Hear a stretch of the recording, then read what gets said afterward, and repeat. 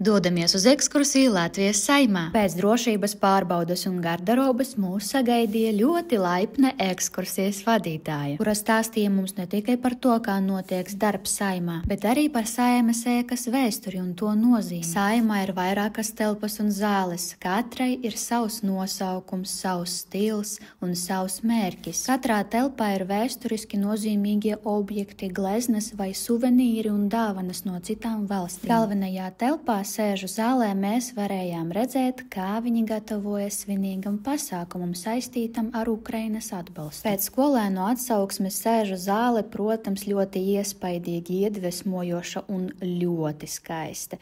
Pēc tam mēs dodamies bibliotēkā, kur varējām apskatīt ļoti svarīgus dokumentus, grāmatas un to, kā deputāti pavada savu laiku pirms sēdēm. Ekskursijas gaitā mums bija iespēja iepazīties ne tikai ar vēsturi, bet arī ar interjeru, jo, teiksim godīgi, interjers Saeimā vienkārši nereāls, tiešām sēžu zālē, griesti, tās visas lustras, vēsturiskie, etniskie elementi.